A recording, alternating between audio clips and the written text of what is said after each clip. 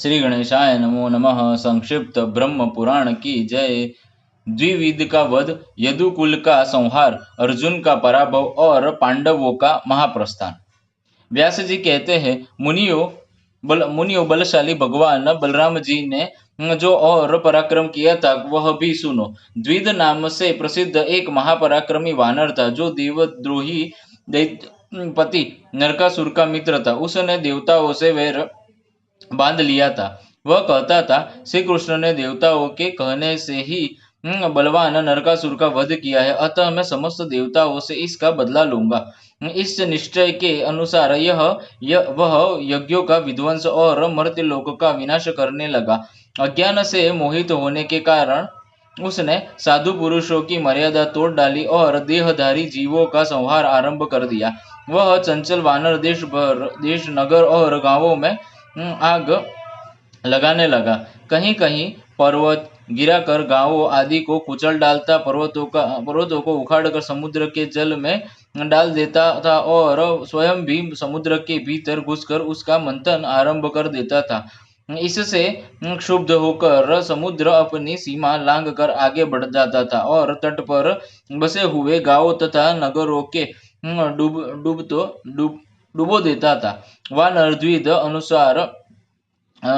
वानर द्विद इच्छा अनुसार विशाल रूप धारण करके खेतों में लौटता घूमता और खेतों खेती को कुचल कर नष्ट कर डालता था। उस दुरात्मा ने संपूर्ण जगत के विरुद्ध कार्य आरंभ कर दिया था। कहीं कोई स्वाध्याय और वश कारक नामक लेने वाला ही नहीं था।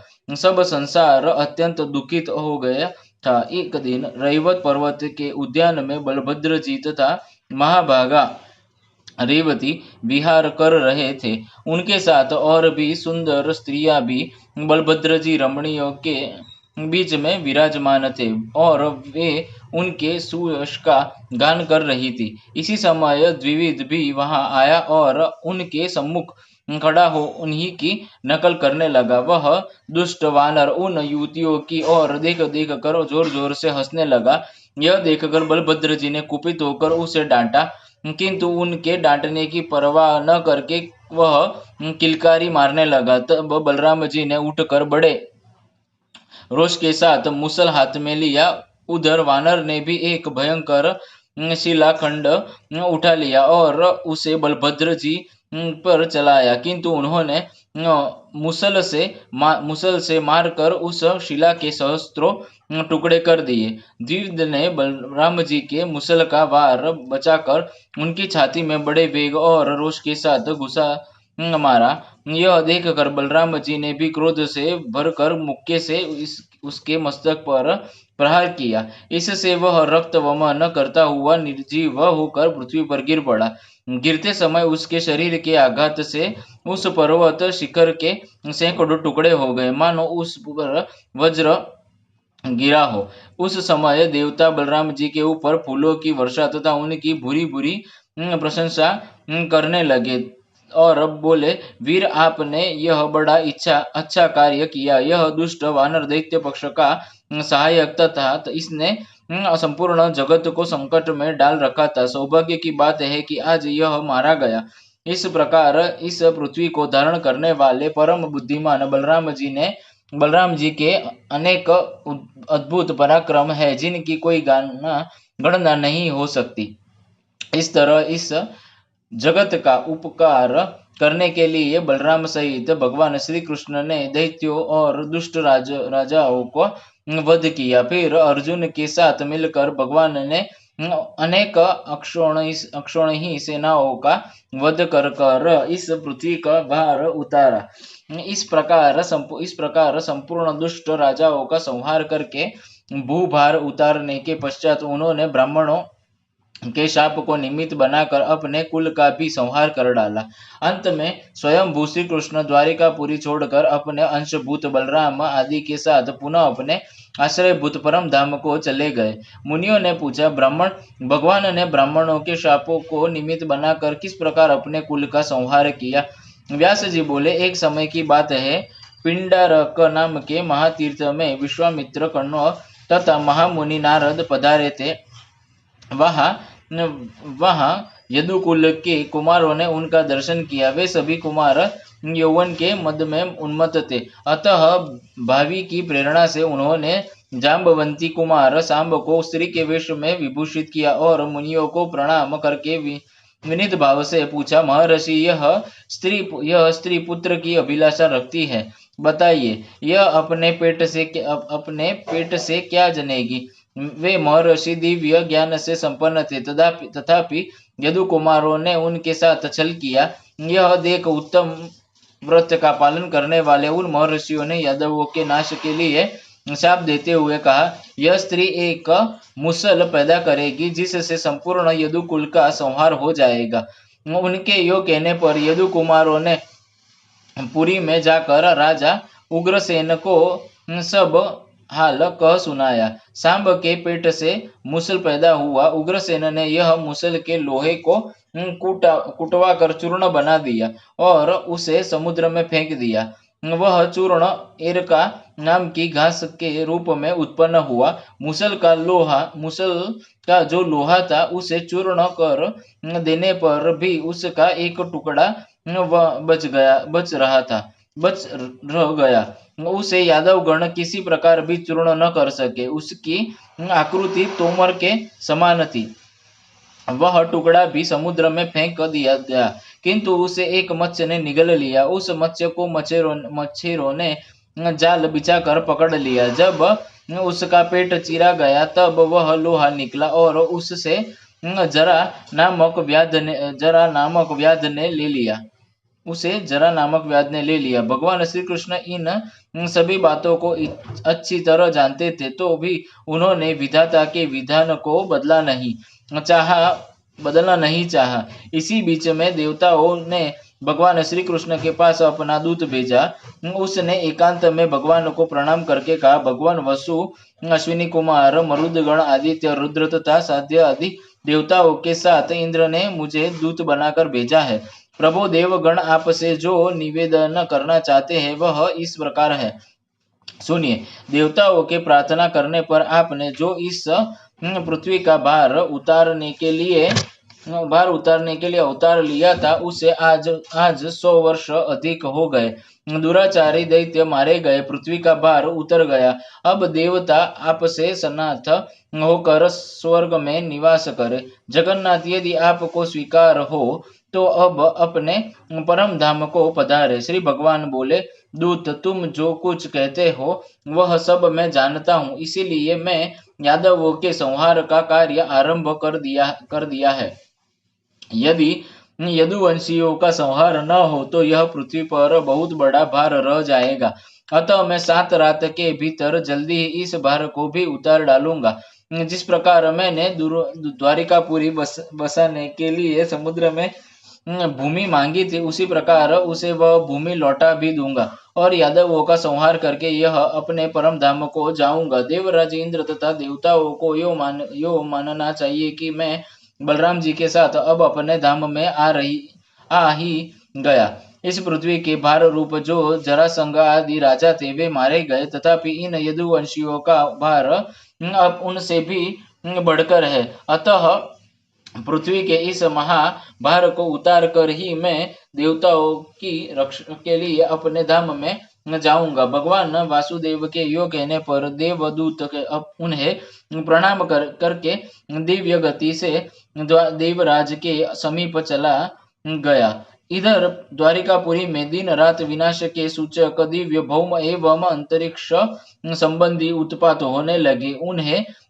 देखकर भगवान ने यादवों से कहा, देखो ये अत्यंत भयंकर महान उत्पात हो रहे हैं। इनकी शांति के लिए हम सब लोग शीघ्र ही प्रभास क्षेत्र में चले।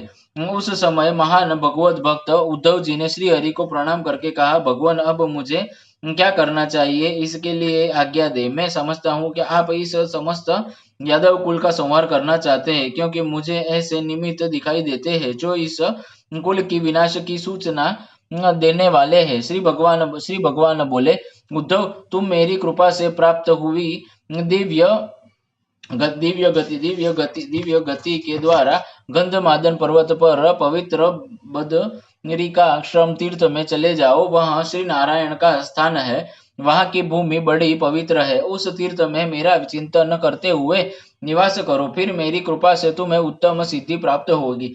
मैं इस कुल का संहार करके अपने धाम को जाऊंगा, मेरे त्याग देने पर समुद्र इस द्वारिकापुरी को डुबो देगा। भगवान के यो कहने पर उद्धव जी उन्हें प्रणाम करके नर नारायण के आश्रम में चले गए। तदंतर संपूर्ण यादव शीघ्रगामी रथ पर आरूढ़ हो बलराम और श्री कृष्ण आदि के साथ प्रभास क्षेत्र में गए। वहां पहुंचकर कुकर और अंधक वंश के सब लोगों ने प्रसन्नता पूर्वक मदिरा पान किया। पीते समय उनमें परस्पर संघर्ष हो गया, जिससे विनाश करने वाली काला अग्नि प्रज्वलित हो उठी। दैव के अधीन होकर उन्होंने एक असुर को शस्त्रों से मारना आरंभ किया। उन्होंने एक दूसरे को शस्त्रों से मारना आरंभ किया। जब शस्त्र समाप्त हो गए तब पास ही जमी हुई एरका नामक की घास सब ने उखाड़ ली। उनके हाथों में आने पर वह एक एरका वज्र की भांति दिखाई देने लगी। उससे द्वारा वे एक दूसरे पर भयंकर प्रहार करने लगे। प्रद्युम्न, सांब, कृतवर्मा, सात्ययिक, अनिरुद्ध, पृथुक, विपृत, चारुवर्म, सुचारु तथा अक्रूर आदि सभी यदुवंशी एरका रूप वज्र से एक दूसरे को मारने लगे। श्री हरि ने यादवों को ऐसा करने से रोका, किंतु वे उन्हें अपने विपक्षी का सहायक मानने लगे और उनकी अवहेलना करके परस्पर प्रहार करते हुए रहे।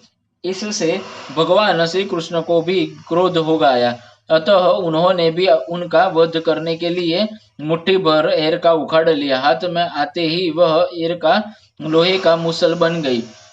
उस मुसल से भगवान ने सहसा समस्त यादवों का संहार कर डाला था।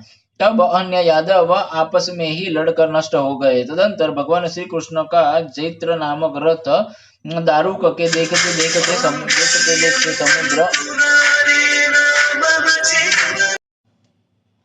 मध्यवर्ती मार्ग द्वारा शीघ्र ही चला गया। उसमें जुते हुए घोड़े उस रथ को लेकर उड़ गए।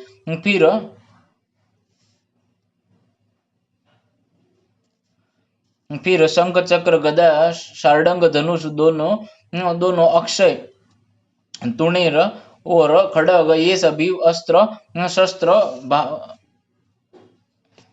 भगवान की परिक्रमा करके सूर्य के मार्ग से चले गए। क्षण भर में वहां संपूर्ण यदुवंशियों का संहार हो गया। केवल महाबाहु श्री कृष्ण और दारुक रह गए।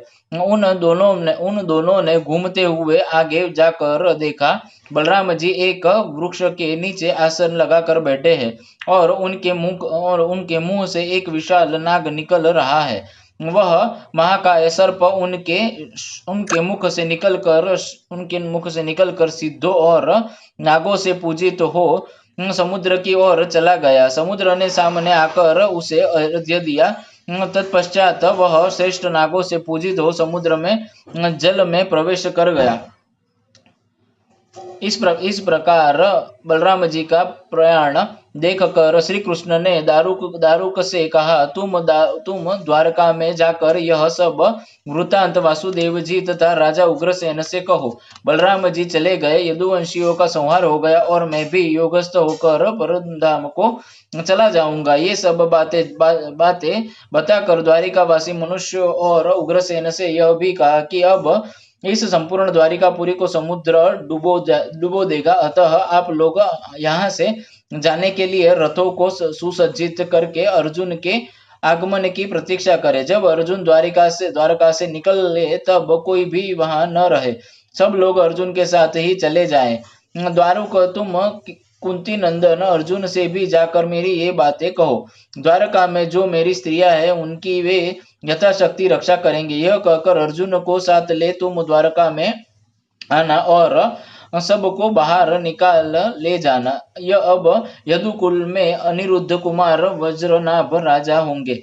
यह सुनकर दारुक ने भगवान श्री कृष्ण को बारंबार प्रणाम किया और अनेक बार उनकी परिक्रमा करके वह उनके कथा अनुसार वहां से चला गया। उसने जाकर भगवान की आज्ञा के अनुसार सब कार्य किया। वह अर्जुन को दारुक में बुला ले आया और महाबुद्धिमान वज्र को यदुवंशियों का राजा बनाया।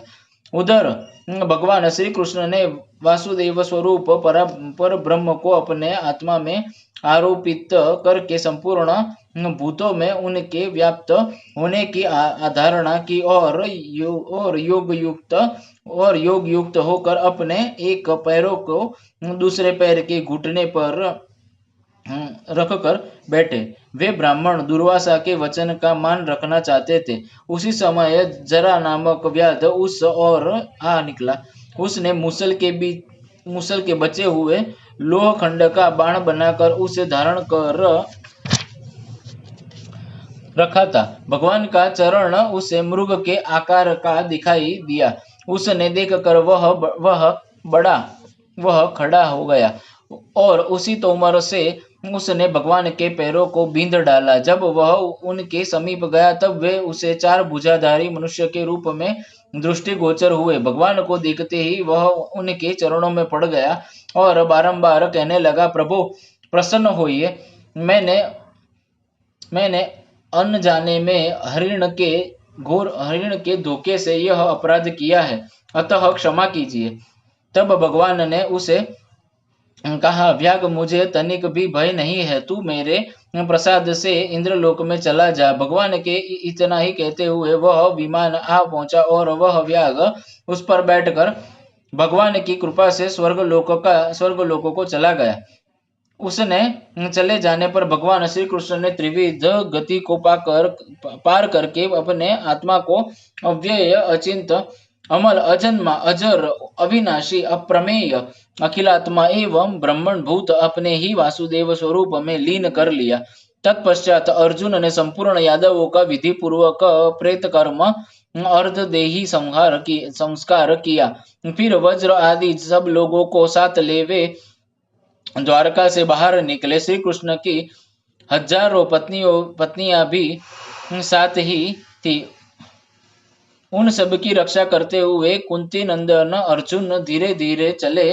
भगवान श्री कृष्ण ने मर्त्यलोक में जो सुधर्मा सभा मंगवाई थी वह और परिजात वृक्ष दोनों ही पुनः स्वर्ग को चले गए। श्री हरि जिस दिन इस पृथ्वी को छोड़कर अपने धाम को पधारे उसी दिन यह मिलनकाय कलियुग भूतल पर प्रकट हुआ। समुद्र ने मनुष्य से सुनी द्वारका को डुबो दिया।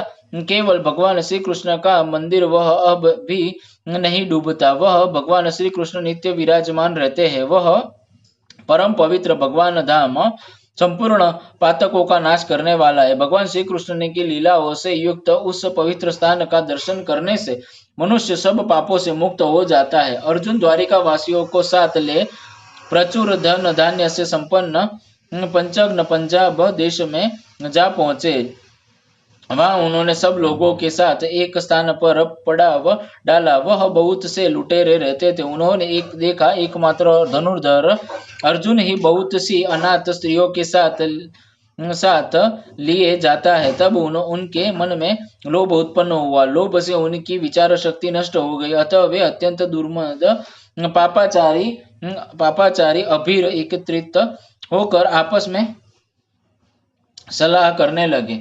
भाइयों, यह अर्जुन अकेला हम सबको अवहेलना करके इन अनाथ स्त्रियों को लिए जाता है। इसके हाथ में केवल धनुष है। इसी के बल पर यह हमें कुछ नहीं कर सकता। यह हमारे लिए धिक्कार की बात है। तुम सब लोग बल लगाओ। ऐसा निश्चय करके लाठी और ढेले चलाने वाले डाकू हजारों की संख्या में उन स्त्रियों पर टूट पड़े। यह देखकर कुंती नंदन अर्जुन उनका उपहास सा करते हुए कहा, यो पापियों, यदि तुम्हारी मरने की इच्छा न हो तो लौट जाओ। आभीरों पर उनकी धमकी का कुछ भी असर न हुआ। उन्होंने अर्जुन के वचनों की अवहेलना करके सारा धन लूट लिया। तब अर्जुन ने अपने दिव्य गांडीव धनुष को चढ़ाना आरंभ किया। अपने दिव्य गांडीव धनुष को चढ़ाना आरंभ किया। किंतु बलवान होने पर भी वे उसे चढ़ा न सके। बड़ी कठिनाई से किसी तरह उन्होंने धनुष पर प्रत्यंचा चढ़ाई भी, तो वह पुनः पुनः ढीली हो गई। तब तब उनके तब उनके बहुत स्मरण करने पर भी उन्हें किसी अस्त्र शस्त्र की याद न आई। उन्होंने डाकुओं पर बाण चलाए, किंतु वे बाण उन्हें घायल न कर सके। अग्निदेव के दिए हुए अक्षय बाण उन ग्वालों के साथ युद्ध करने में नष्ट हो गए थे। अर्जुन की शक्ति भी क्षीण हो गई। उस समय अर्जुन ने मन में यह निश्चय हुआ कि मैं अपने बाण समूहों से जो बड़े बड़े बलवान राजाओं को परास्त किया है वह श्री कृष्ण का ही बल था। बाणों के नष्ट हो जाने पर अर्जुन ने धनुष की नोक से डाकुओं को मारना आरंभ किया, किंतु वे उनके इस प्रकार की हंसी उड़ाने लगे। वे मलेच्छ लुटेरे अर्जुन के देखते देखते वृष्णि हो और अंधक वंश की सुंदर स्त्रियों को लेकर चारों ओर चंपत हो गए। तब अर्जुन ने दुखी होकर कहा, हाय, यह बड़े कष्ट की बात हुई।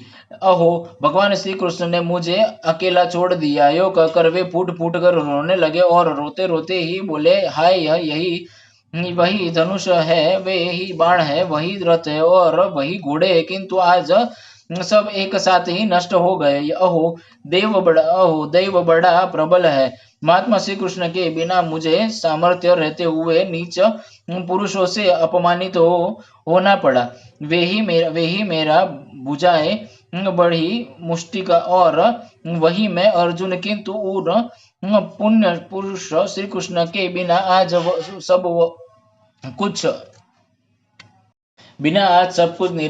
निसार हो गया है। मेरा अर्जुनत्व और भीमसेन का भीमत्व भगवान के ही कारण था, तभी तो आज उनके न रहने पर मुझे अभीरों ने जीत लिया, अन्यथा यह कैसे संभव था। इस प्रकार कहते हुए अर्जुन अपने श्रेष्ठ नगर इंद्रप्रस्थ में गए। वहां उन्होंने यादव कुमार वज्र को यदुवंशियों का राजा बनाया। तदंतर वे वन में आकर मुझसे मिले और मुझे विनय पूर्वक प्रणाम किया। अर्जुन को अपने चरणों की वंदना करते हुए देखे मैंने पूछा, पार्थ, तुम इस प्रकार अत्यंत उदास क्यों हो रहे हो?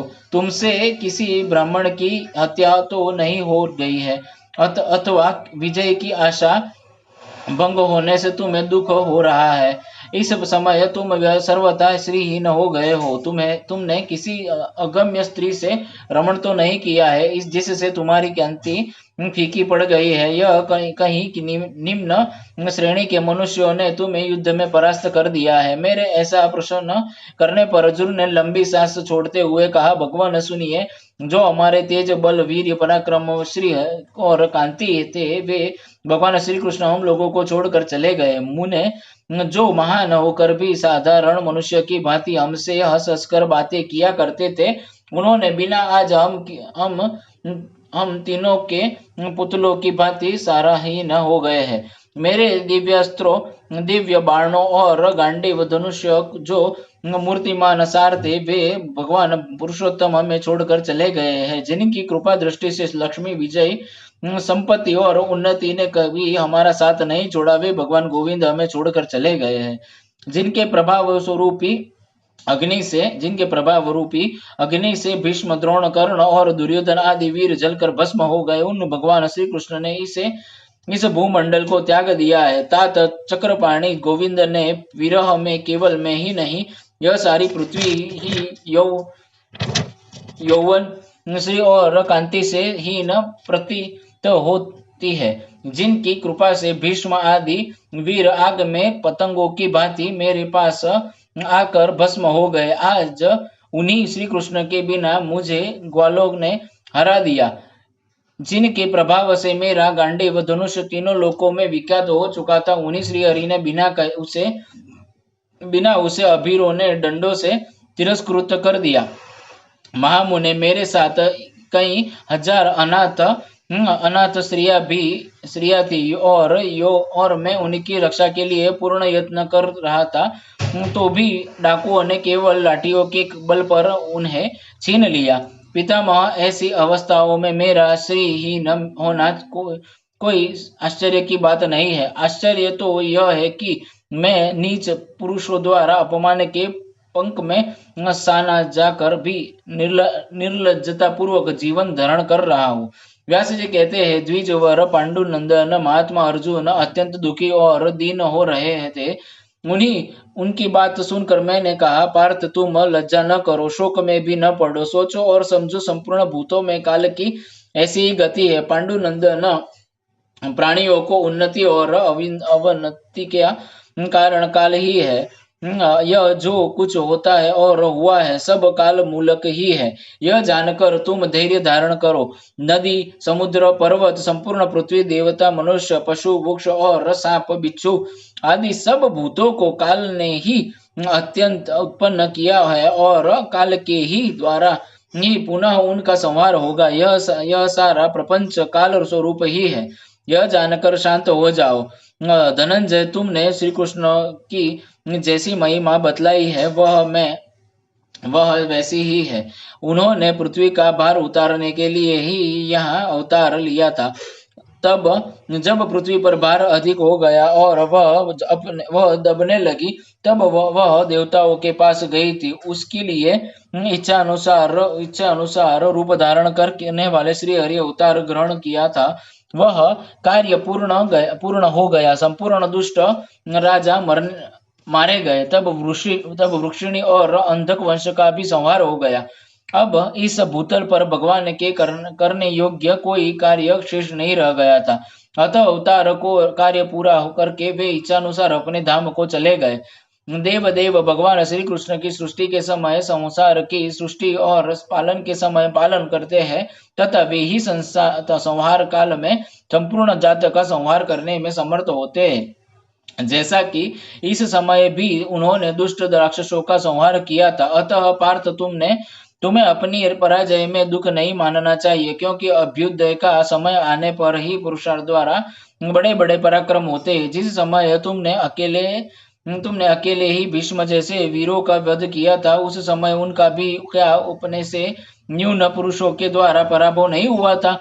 किंतु यह पराजय काल की ही देन थी। भगवान विष्णु के प्रभाव से जिस प्रकार तुम्हारे द्वारा उनकी पराजय हुई, उसी प्रकार लुटेरों के हाथे से तुम्हें भी पराजित होना पड़ा। वे जगतपति भगवान श्री कृष्ण भिन्न भिन्न शरीरों में प्रवेश करके संसार का पालन करते हैं और अंत में सब जीवों का संहार कर डालते हैं। जब तुम्हारे अभ्युदय का समय था तब भगवान श्री कृष्ण तुम्हारे सहायक हो गए थे, और जब वह समय बीत गया तब तुम्हारे विपक्षियों के द्वारा भगवान की कृपा दृष्टि हुई। तुम गंगा नंदन श्री भीष्म के साथ संपूर्ण कौरवों का संहार कर डालोगे। इस बात पर पहले कौन विश्वास करता था, और फिर तुम्हें अभी रो से परास्त होना पड़ेगा, यह बात कौन मान सकता था। परंतु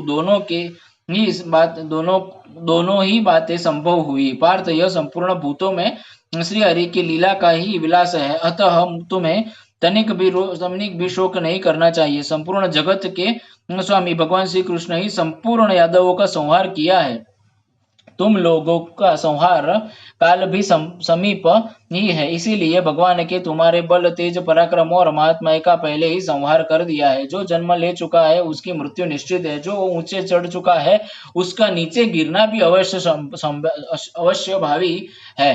संयोग का अवसान वियोग में ही होता है, और संग्रह और जानने का बाद उसका क्षय होना भी निश्चय बात है। यह समझकर विद्वान पुरुष हर्ष और शोक के विषीभूत नहीं होते हैं, और इतर मनुष्य भी उन्हीं के आचरण से शिक्षा लेकर वैसे ही बनते हैं। श्रेष्ठ, यह समझकर तुम्हें भाइयों के साथ सारा राज्य छोड़कर तपस्या के लिए वन में जाना चाहिए। अब जाओ, धर्मराज युधिष्ठिर से मेरी यो सारी बातें कहो। वीर धर्मराज युधिष्ठिर से मेरी ये सारी बातें कहो। वीर परसों तक अपने भाइयों के साथ जैसे भी हो सके घर से प्रस्थान कर दो। यह सुनकर अर्जुन ने धर्मराज के पास जा अपनी देखी हुई, अनुभव की हुई सारी बातें यह सुनाई, और अर्जुन के मुख से मेरा संदेश सुनकर समस्त पांडव परीक्षित को राज्य पर अभिषिक्त करके वन में चले गए। मुनिवर, इस प्रकार मैंने आप लोगों से यदुकुल में अवतरण भगवान श्री कृष्ण की संपूर्ण लीलाओं का विस्तार पूर्वक वर्णन किया है। श्री कृष्णार्पणमस्तु, श्री कृष्णार्पणमस्तु, श्री कृष्णार्पणमस्तु।